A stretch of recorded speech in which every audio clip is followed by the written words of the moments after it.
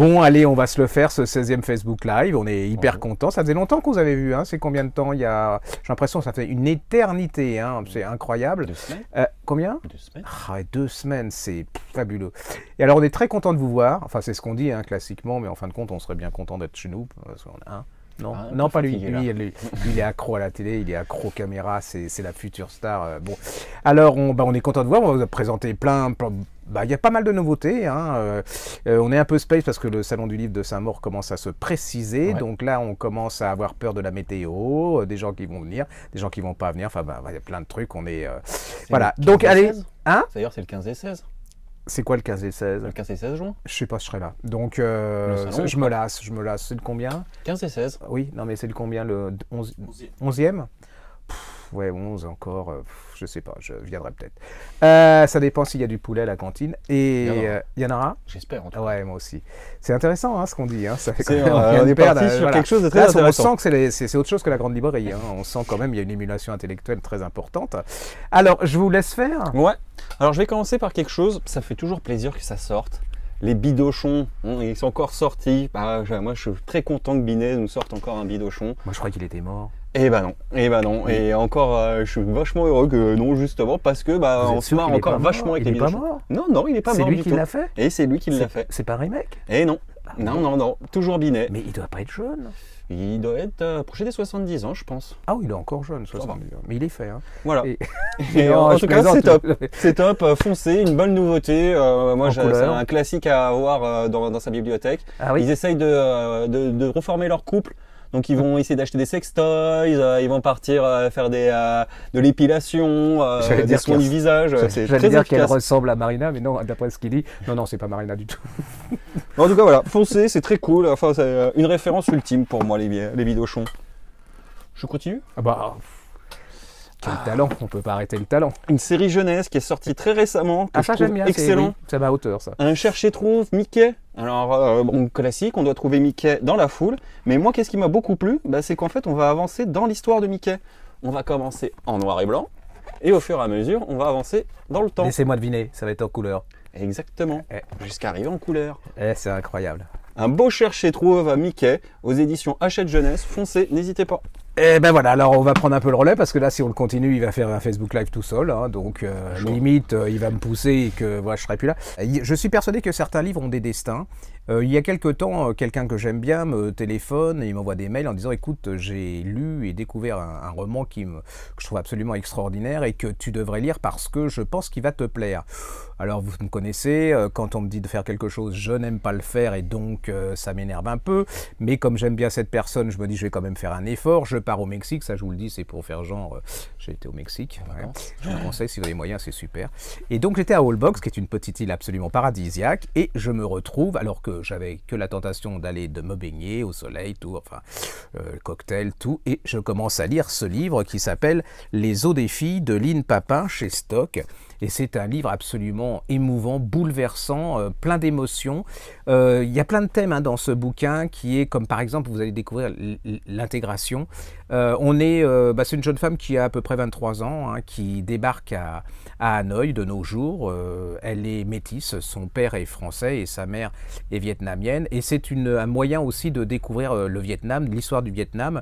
Vous allez avoir la grand-mère. Hein, la grand-mère, son mari se tire, il est alcoolo, elle se tire, elle a le courage de prendre ses enfants sous le bras et puis d'essayer de survivre. Alors vous avez le Vietnam avant 45, hein, qui est un Vietnam luxuriant, on est dans un petit village avec une communauté, il y a tout, c'est-à-dire vous avez des fruits, des légumes, les gens s'entendent bien, il n'y a pas de discorde, il n'y en a pas un qui est plus haut que l'autre, des espèces de paradis absolument incroyables.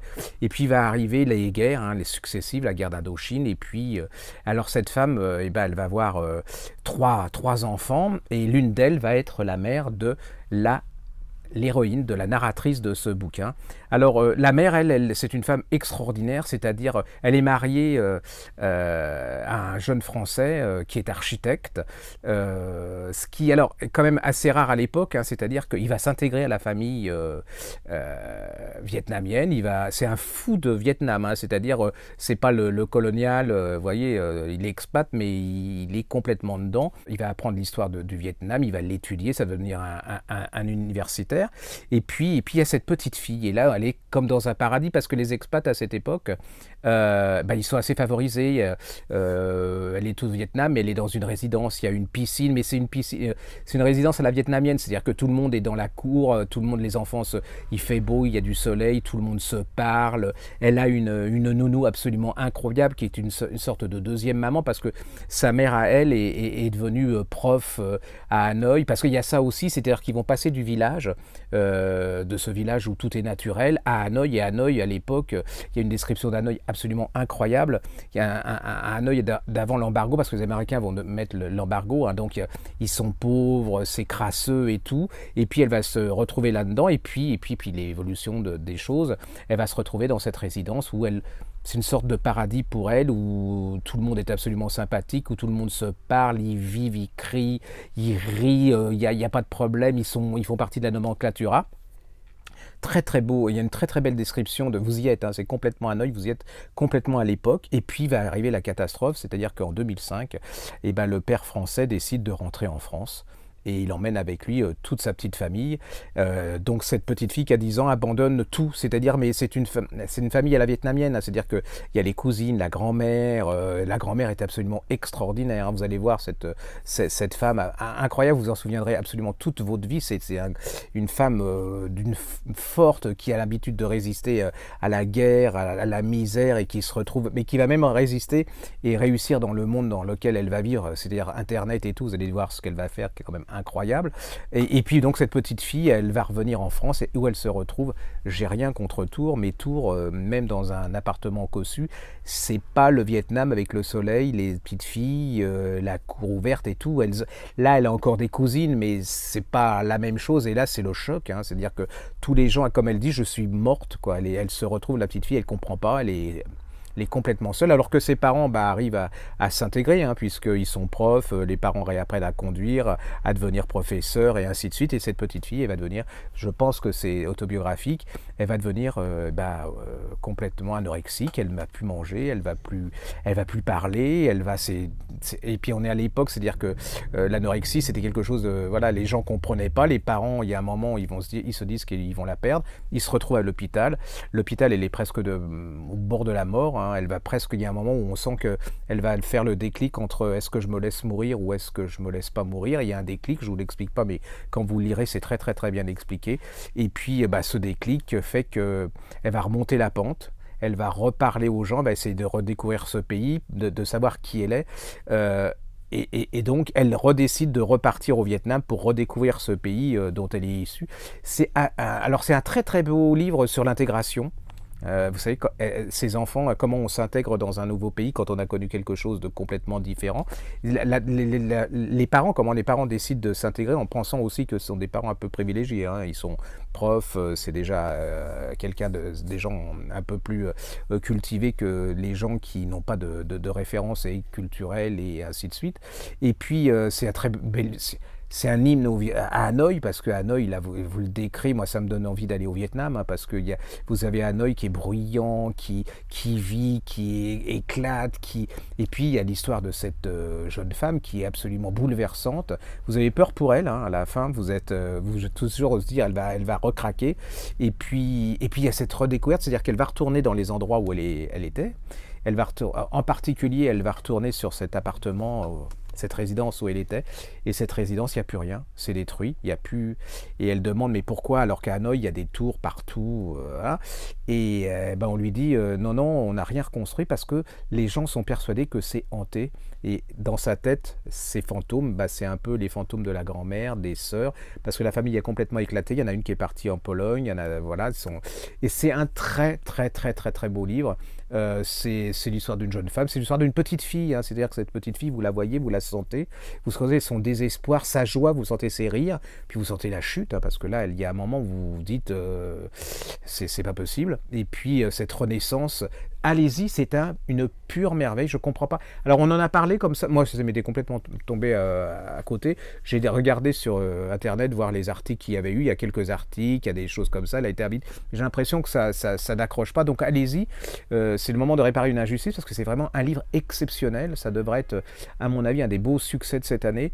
Si je dis passe des minutes et des minutes, c'est pour vous dire que vraiment c'est un grand livre, c'est un beau livre et c'est ce que j'aime dans les livres, c'est-à-dire que ça vous ouvre sur les gens, sur le monde, sur l'histoire, tout en ne vous ennuyant pas, en vous bouleversant, en vous touchant, et sans être glauque, sans vous foutre le moral à zéro, mais ça vous fait découvrir quelqu'un, une personne qui vous ressemble, hein, ça peut être votre petite fille, parce que elle c'est Hanoï, mais ça peut être, il peut se passer la même chose en un endroit de France à un autre endroit de France, et puis c'est les souffrances de l'enfance, c'est la souffrance du silence, et allez-y, en plus c'est très très très très bien écrit.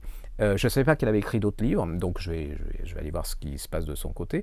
Et puis ne passez pas à côté, si vous êtes une mère, voilà, c'est un roman indispensable et vous le ressentirez dans vos fibres les plus intimes. C'est une page d'histoire.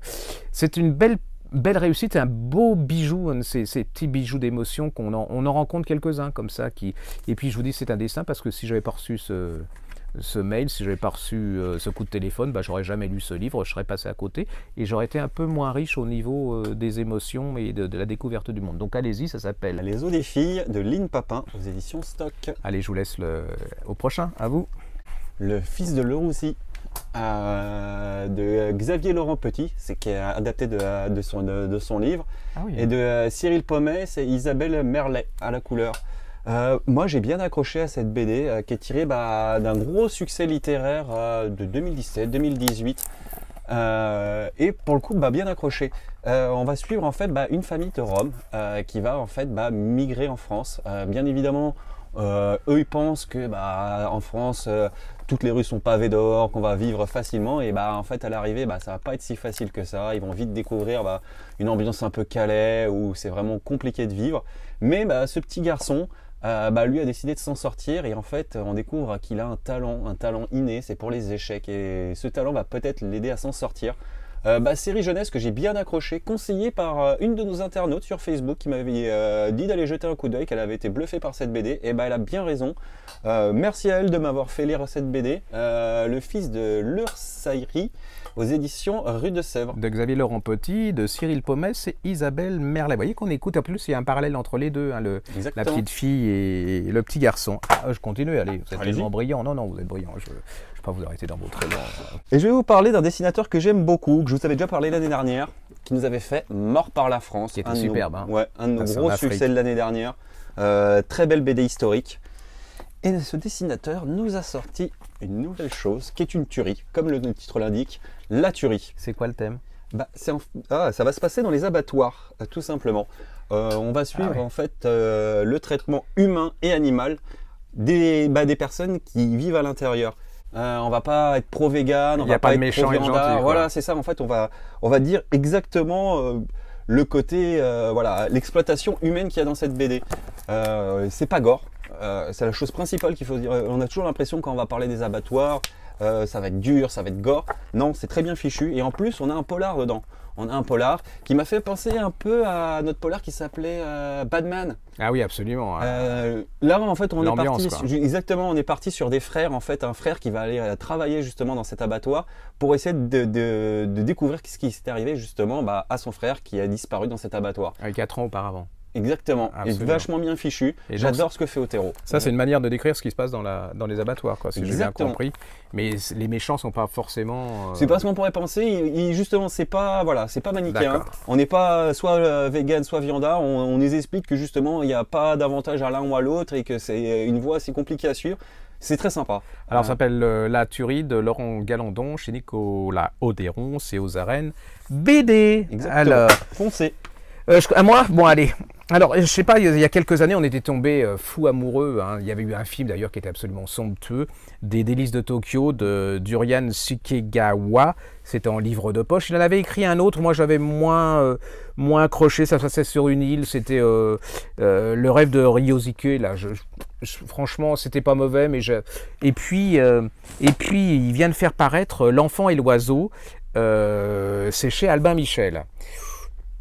J'ai vu le résumé derrière, je me suis dit, oh là là, un conte. Alors moi, dès qu'on me dit que c'est un conte, mon esprit se ferme et je... En fait, c'est pas du tout ça, hein. Alors, ça peut paraître neuneux comme ça, mais vous allez vous faire avoir complètement parce que c'est un très très très joli livre.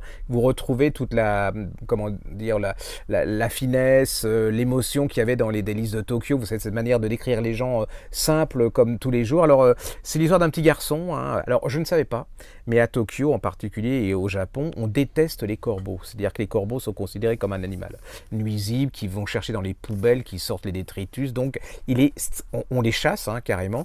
Il est strictement interdit d'avoir un corbeau chez soi ou un quelconque animal pour le dresser, pour le garder comme oiseau de compagnie. Les premières pages, c'est un petit oisillon, un petit corbeau qui parle. Il est dans un cèdre, dans un nid avec sa mère, ses frères et tout. Et il parle, vous vivez la vie d'un oisillon. Là, je commençais à me dire... oh là là, on est mal parti, l'oisillon, le corbeau, le cèdre, là il a dû fumer. Je sens qu'au bout de la 50e page, le corbeau, je ne vais pas faire long feu. En fin de compte, il y a une énorme tempête. Et puis, la tempête, le nid s'échoue par terre, il tombe par terre, il a l'aile un peu cassée, il va presque pour ainsi dire mourir. Et puis là intervient une dame qui est la maman du petit garçon, hein, et qui est à vélo et qui... alors elle voit le nid. Elle est chargée du nettoyage, elle se dit je vais foutre le nid à la poubelle et puis comme ça on sera tranquille. Elle voit le petit oiseau et on a beau être japonais, on a quand même des sentiments. Et donc elle se dit je vais quand même le garder et puis je vais l'emmener à mon petit garçon. Et là va commencer une histoire incroyable d'amour entre ce petit garçon et ce corbeau.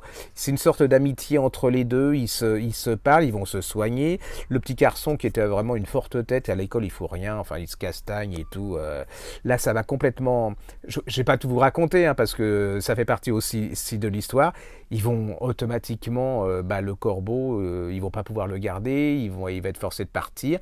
Et c'est l'histoire de ce corbeau qui, une fois un peu plus grand, va se mettre à voler. Alors vous allez complètement voler avec le corbeau. C'est inénarrable, hein, ce bouquin, parce qu'une fois que vous êtes dedans, vous y croyez, vous êtes complètement, vous allez pleurer. Alors je vais vous dire, la fin est absolument incroyable. Ce petit garçon est émouvant, la maman, je ne vous en dis pas, et je trouve que ce type est hyper doué, c'est-à-dire que me faire pleurer ou me faire lire 215 pages sur un corbeau avec un petit garçon au Japon, à Tokyo, je vais vous dire, il faut vraiment que le gars il soit doué, et c'est plein de poésie, vous avez beaucoup d'amour pour les deux, même pour les trois, pour le petit garçon. Il y a même une histoire d'instituteur, une solidarité autour de cet oiseau puis de ce petit garçon. Vous allez voir, c'est absolument touchant. Moi j'ai adoré, franchement, je me suis fait avoir, donc et Dieu sait si j'aime pas les animaux. Ça s'appelle L'Enfant et l'Oiseau, c'est chez Albin Michel, il s'appelle Durian Sukegawa, et si vous n'avez pas lu Les Délices de Tokyo, vous précipitez parce que c'est pas cher, c'est en livre de poche, et en plus, une fois que vous aurez lu le livre, vous allez voir le film qui est absolument une pure merveille, mais précipitez-vous sur ce petit bijou. C'est un petit bijou, vous pouvez même le faire lire à vos... Vous savez, souvent on cherche des histoires un peu différentes à raconter à ses enfants avant de se coucher, hein. Là vous pouvez presque lui lire et lui raconter l'histoire du corbeau, du petit garçon du Japon, et vous allez même apprendre à voler. Moi je me suis mis, heureusement on m'a dit de ne pas sauter près de la fenêtre, parce qu'on m'a dit que fallait pas, donc quoi qu'il y en a d'autres qui poussaient, hein, en me disant vas-y, j'en connais d'autres, mais bon, je me suis pas posé. Mais enfin, ça c'est un très très très joli livre. À vous? Ouais. Ça tombe très bien pour l'enchaînement. Osensei aux éditions Akileos de Édouard Cour. Je suis tombé complètement amoureux de cette BD. Je l'ai loupée, je dois l'avouer. Elle est sortie déjà il y a quelques mois et erreur fatale, je ne l'avais pas lue. Je suis tombé dessus et là, coup de cœur, fraîchement graphique, c'est à tomber par terre. Dans Osensei, en fait, on va nous raconter tout simplement l'histoire du Bushido. Un maître qui pratique l'art du samouraï, du combat, va affronter un général sombre Et en fait, on va avoir un combat. Et en fait, toute la structure, ça va nous faire comprendre la voie du Bushido. Je trouve ça très efficace. C'est voilà, une petite pépite. On peut le faire lire presque à tout le monde. Et bah voilà, une production française à tomber par terre. Bravo à ce monsieur, parce que voilà, pour moi, ça va être un de mes grands coups de cœur graphiques de l'année. Il passe du ping-pong la semaine dernière au Bushido. Il va monter. D'ailleurs, j'ai vu dans l'arrière-boutique, il y a des raquettes de ping-pong. Oui, oui, alors c'est pas une arrière-boutique, c'est mon bureau. Merci. Oui, c'est mon bureau. Voilà, c'est bon, c'est peut-être. Voilà. Non, mais allez-y, c'est très très beau. Hein. Franchement, c'est chez Akileos. Ils sont super doués. Il nous reste encore du temps ou pas? Combien? Allons-y. Ça veut dire quoi? Allons-y ou... Allons-y gaiement. Non. Je voudrais saluer Evelyne Blogdano. J'adore Evelyne Blogdano. Hein. Moi, je l'avais découverte avec Madame Zola. Je m'en étais pris plein la tête, ou de l'importance des femmes chez les écrivains. Hein. Et puis, c'est une femme incroyable. Si vous n'avez pas lu Madame Zola en livre de poche de Evelyne Blogdano, vous n'avez rien lu. Hein. Il faut absolument lire tout. Elle a écrit absolument plein de choses sur les femmes. Madame Zola, Madame Proust, qui était une pure merveille aussi. Il y avait Le Dernier Amour de George Sand, elle avait une petite baisse de pression. Elle aurait dû fumer un petit peu. Je vais moins. Une jeunesse de Marcel Proust, c'était hyper bien. Alors, si vous êtes vegan, mais en plus, c'était pas mal. C'est La fabuleuse histoire des légumes, voilà, ça peut. Et elle avait écrit ce roman absolument fabuleux que j'avais adoré. Alors c'est pareil, c'est un livre de poche, je ne l'ai pas lu. Ça s'appelait La Porte de Champéret, qui est incroyable, d'une beauté, d'une émotion absolument incroyable. Cette femme est un talent. Hein. Voilà. Et puis là, elle nous fait Mes maisons d'écrivains, d'Aragon à Zola. Et alors, elle a ce don, c'est-à-dire qu'à travers l'histoire vous avez la maison d'Hemingway, du Bellay, vous avez Delta, il y a plein de gens même qui sont complètement oubliés. Hein. Elle écrit merveilleusement, Chateaubriand, La vallée aux loups, elle rend vivant tout ce qu'elle touche. Vous voyez, vous prenez un universitaire, souvent il vous rend mort quelque chose de vivant, mais elle a intérêt, c'est qu'elle prend quelque chose de mort et elle vous le rend vivant, ce qui est quand même incroyable. Et elle a cet art de vous donner envie de lire les gens dont elle parle, alors qu'il y a des gens qui vous donnent envie de vous tirer en toute vitesse, vous voyez. Donc, et moi, il y a plein de gens, par exemple Delteil, j'avoue humblement que je connaissais pas, et là, elle m'a donné envie de lire. Pierre Corneille, je sais pas un peu, voilà. Mais c'est vraiment génial. C'est une sorte d'histoire de la littérature mondiale, même on peut dire mondiale, à travers les demeures c'est des petits romans, hein, chacun. Et puis on a l'ambiance, on a le personnage, elle nous fait revivre. C'est une vraie écrivain, hein, et puis on sent qu'elle vit ses personnages, donc ça pourrait être quelque chose d'anecdotique, et c'est pas du tout quelque chose d'anecdotique. C'est un peu comme le dictionnaire amoureux, vous savez, ces gens qui écrivaient le dictionnaire amoureux avaient du talent, et non, c'est pour rire, c'est bassement provocateur, quoi qu'il y en a certains, ils auraient dû s'abstenir. Bon. Ça s'appelle Mes maisons d'écrivains, d'Aragon à Zola, c'est chez Stock. Evelyne Blogdano, c'est une des belles réussites de l'année. Allez-y, vous allez chez votre libraire, j'ai bien dit, pas ailleurs. Ou alors sur les sites internet, vous savez, des libraires. Exactement. Il y en a un, vous en trouverez toujours un, même si vous êtes à Montpellier, il y en aura bien à Lille. Hein. Et donc voilà, allez-y, c'est une pure merveille. Je vais rester dans le, comment vous dites là, le combat là que vous avez fait en BD. Le Bushido. Voilà, le Bushido. Alors je vais vous faire un truc, c'est un classique, hein. Je l'ai lu il y a très longtemps, mais je m'en lasse pas, hein. C'est comme ça. C'est un livre érotique, mais c'est plus qu'érotique, hein, japonais. C'est de Matsuura Rieko, c'est Pénis d'orteil chez Piquet Poche. Alors ça c'est génial, c'est une jeune femme qui se réveille un jour, au lieu d'un orteil, elle a un pénis. Vous imaginez, elle a tout quoi. Enfin, et là, c'est plein de rebondissements, de surprises. Vous allez de surprise à rebondissement, vous allez voir qu'avec un orteil on peut faire plein de choses. Ça peut faire beaucoup plaisir à tout le monde, aux dames, aux messieurs. Voilà, je me regarde le matin, mais passer sur les réflexions. Donc en fait, derrière tout ça, c'est une réflexion sur pourquoi un homme va avec une femme, pourquoi avec certains hommes, avec certaines femmes, et voilà. Donc et puis bon, on peut dire que vous passez un bon moment. C'est assez tonique. Voilà, c'est une sorte de développement personnel. Enfin, je vous dis pas où ça se développe. Ça s'appelle Pénis d'orteil de Matsuura Rieko, et c'est en piqué poche, c'est pas cher, hein, 11 €. Alors pour 11 €, vous faites des films incroyables. Hein, voilà. Et là, c'est le pied, c'est le moment de le dire. À vous. Un auteur que j'aime beaucoup et qui marche de mieux en mieux. Son premier bouquin, faut dire qu'il marchait pas du tout au début. De David Gallet. Mais non, je plaisante. Il a même gagné le concours 404, qui est La voiture 404 éditions, qui Ah, est je une crois maison que d'édition en fait très geek, très jeune, esprit voilà. C'est pas pour nous. Hein, Nouvelle nous, génération. David Gallet, pour le coup, là, nous fait une bonne ouverture à la SF. En fait, on va suivre un personnage que j'ai oublié son nom. Ruben. Et Ruben, en fait, va arriver tout simplement sur une planète. Il va engager des mercenaires. On ne sait pas trop pourquoi. Il va arriver sur Fark. Et il va devoir accomplir sa mission. Plein de rebondissements. J'adore l'écriture de ces personnages. Il nous a réussi à nous faire une équipe de mercenaires hyper efficace. C'est fun, c'est bien fichu. Foncez. Et en plus, on l'aura au salon du livre de poche. N'importe quoi, s'il est au salon du livre de poche, ça peut être que de quelqu'un de bien. Je suis bien d'accord. Là, on a fini là pour cette fois-ci. Un petit dernier. Un petit dernier, qu'est-ce que... vas-y. Un petit dernier, justement, parce que la saison va bientôt se finir. Le préquel de Game of Thrones. Je suis un grand fan de Game of Thrones. Non, Ils sinon... meurent tous à la fin. Ils meurent tous. On va suivre en fait l'arrivée au pouvoir des Targaryens, la naissance du trône de fer, la naissance de tout ça. Foncez, c'est une très belle édition. Je suis fan du George Martin. Si vous voulez lire du Game of Thrones sans relire du Game of Thrones, foncez. Et voilà, donc on a fini là. C'était le combien, le 16e? 16e. 16e, hein, ouais, c'est dingue. Vous nous retrouverez, enfin, tout ça, ça va être sur YouTube parce que le brillant homme qui est derrière cette caméra, enfin, alors maintenant, je ne peux pas vous dire, maintenant, il y en a 3, il y en a partout. Je sais pas, on n'a pas de Wi-Fi, mais c'est pas grave. Donc, vous pouvez nous écouter en radio pour le moment de le dire. Donc, là, il va passer sa nuit à monter tout ça. Alors, on peut nous rejoindre sur YouTube. Sur les pages Facebook La Griffe Noire plus Gérard Collard. Lâchez un pouce bleu. Il y a un pouce bleu, là ça me... Ou un orteil. Ou un orteil. Oui, non, c'est quand même un truc familial, hein, donc on va pas non plus... là ça devient bizarre.